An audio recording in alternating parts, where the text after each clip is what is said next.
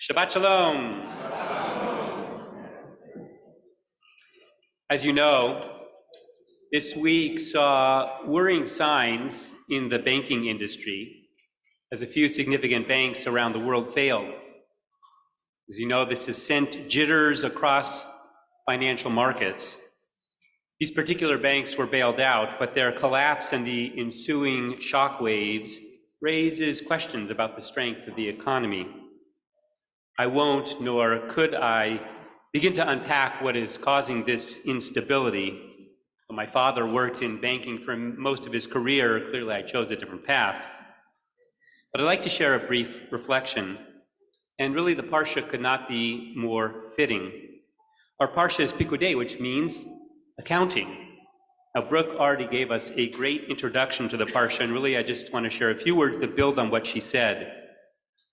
Pikudei, as she said, describes in great detail the building of the Mishkan, the portable sanctuary that the Israelites created in the desert as a home for God.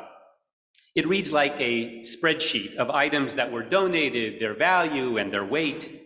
Zahav tenufa ta'aseh esrim kikar. The entire amount of gold was 29 talents, 730 shekels. The silver was 100 talents and 1,775 shekels.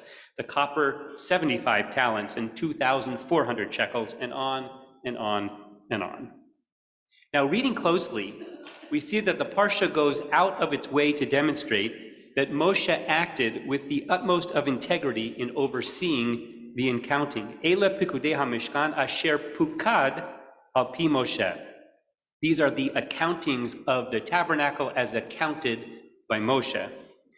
That's what we read in the first verse, but actually, perhaps more accurately, when we continue reading, we'll see that the work was being done by the Levi'im. Avodat Levi'im, it says. In other words, Moshe hired the Levi'im to be independent auditors. Now, of all the people we might have thought that could be trusted, why would we need to go into such detail when Moshe and the Levi'im were the accountants? But no, he wanted to avoid suspicion that he had appropriated any of the donated funds. Corruption and personal enrichment are all too possible. No one is beyond temptation. And Moshe's example set the industry standard going forward. The rabbis teach that in temple times, as you heard, people entering what was called the shekel chamber, from which they would take coins for sacrifices, they were not permitted to have pockets in their clothes, lest they pocket some of the money. Likewise, the Abtimas family, who was in charge of the incense in the temple, they never wore perfume, lest some people suspect that they appropriated some of the temple's spices. Likewise, the Garmu family, who was in charge of the temple's showbread, never ate fresh bread in public, lest they be accused of taking bread that had been donated to the temple. Regarding these examples, Rabbi Jonathan Sachs explains it's not enough just to do right. We must be seen to do right, especially when there is room for rumor and suspicion.